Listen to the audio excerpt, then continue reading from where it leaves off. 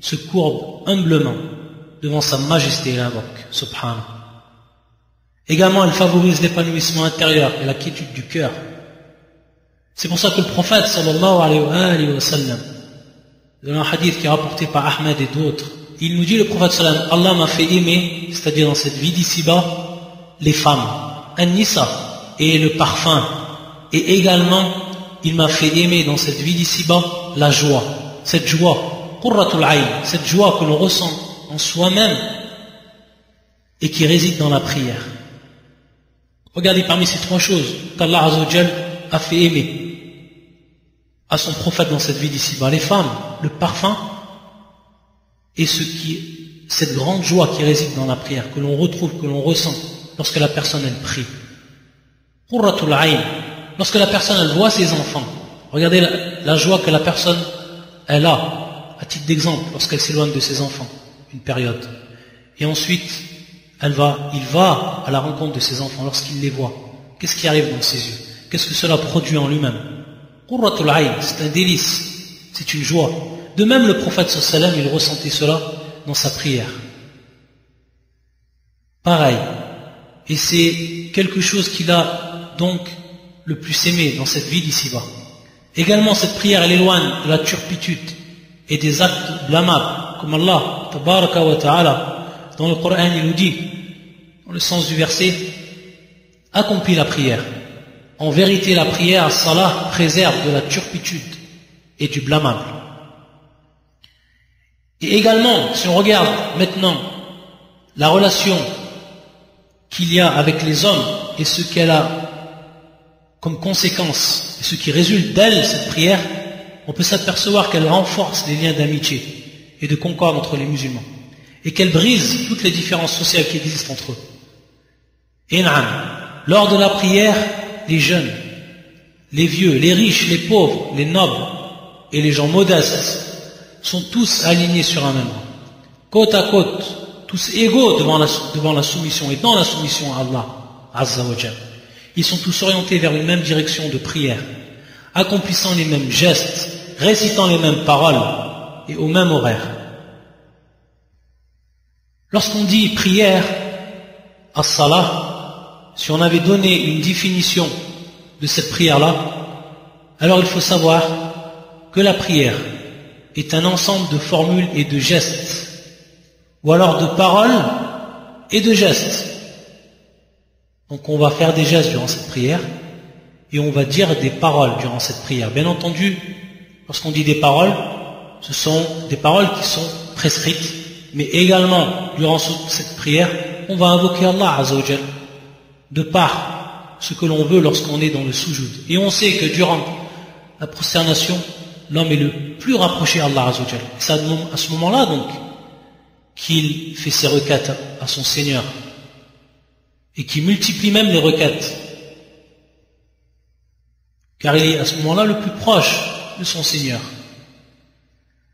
Cette prière donc, as-salah, elle débute par la formule de proclamation de la grandeur d'Allah. Donc lorsqu'on dit Allahu Akbar, au moment où on dit Allahu Akbar, et bien entendu bin niyya, avec l'intention, mais par rapport à ce qui est extérieur, lorsqu'on dit cette proclamation de la grandeur d'Allah et qui est le fait de dire Allahu Akbar,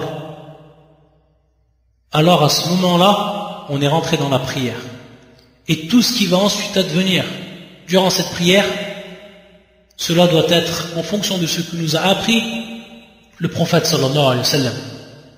Et ce qu'on appelle également takbirul ihram. Pourquoi l'ihram?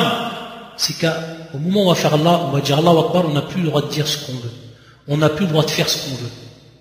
Uniquement ce qui nous a été enseigné. Donc on rentre dans l'accomplissement de formules et de gestes qui vont être codifiés. Donc elle débute par cela, Allahu Akbar, et ensuite elle se termine par la salutation finale. Lorsqu'on dit Assalamu alaikum wa rahmatullah à droite et ensuite à gauche, à ce moment-là, on est sorti de la prière.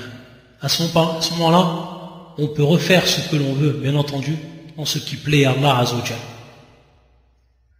Cette prière-là, comme on le verra dans le détail, elle est constituée, comme on l'a vu dans cette définition, de plusieurs actes et de plusieurs paroles. Pour ce qui est de son temps et de son nombre d'unités, alors on sait qu'il nous a été prescrit 5 prières.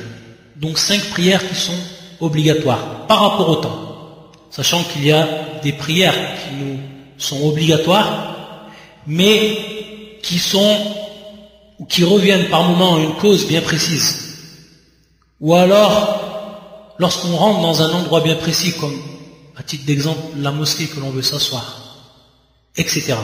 Mais pour ce qui est du temps, on sait qu'il va y avoir donc 5 prières, uniquement 5 prières, qui sont rendues obligatoires.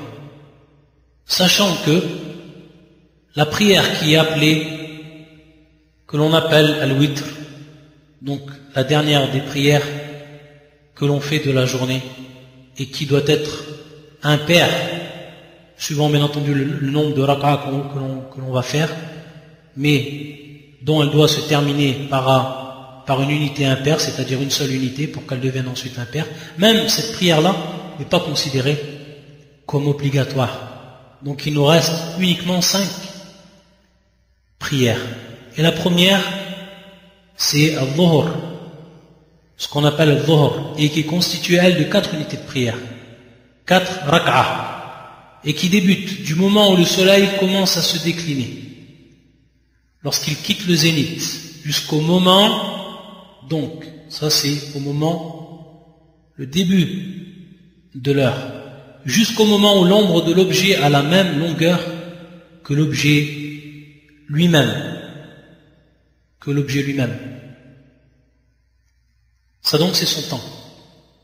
Ensuite, Al-Asr, et qui est également de 4 unités, et qui débute à partir de la fin de la plage horaire de la prière précédente qui est al-Dhuhr, c'est-à-dire quand l'ombre devient égale en longueur à l'objet, jusqu'au jaunissement du ciel, lorsqu'il devient jaune le ciel. Ensuite, il y a Al-Maghrib, et qui est elle de 3 unités, et qui commence à partir de la disparition complète du disque solaire, et qui s'étend jusqu'à la disparition des lueurs crépusculaires rouges que l'on voit à l'horizon. Ensuite, Al-Isha, qui est donc la 4e prière, et qui est elle de 4 unités, et qui débute de la fin de la plage horaire du Maghrib, donc à partir de la disparition des lueurs rouges au crépuscule, jusqu'au milieu de la nuit. Jusqu'au milieu de la nuit. Et ensuite, Al-Fajr, et qui est donc la prière de l'aube, et qui est constituée de 2 unités de prière. Et qui commence bien entendu de l'apparition du 2e aube, celui qu'on appelle l'aube sincère ou l'aube réelle, jusqu'au lever du soleil, jusqu'au moment où le soleil se lève, il apparaît donc à l'horizon. Ça donc c'est pour les prières qui nous sont rendues obligatoires.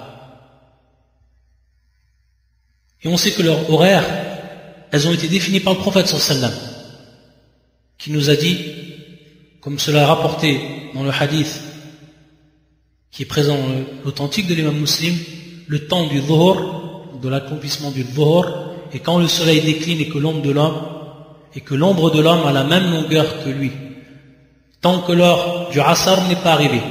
Et le temps du Asr s'étend jusqu'au jaunissement du soleil. Et le temps du Maghrib s'étend jusqu'à la disparition du crépuscule. Et le temps de la prière du Isha va jusqu'au milieu de la nuit. Et le temps du Fajr jusqu'au lever du soleil. Si le soleil se lève, abstiens-toi de prier, car il se lève entre les cornes du diable.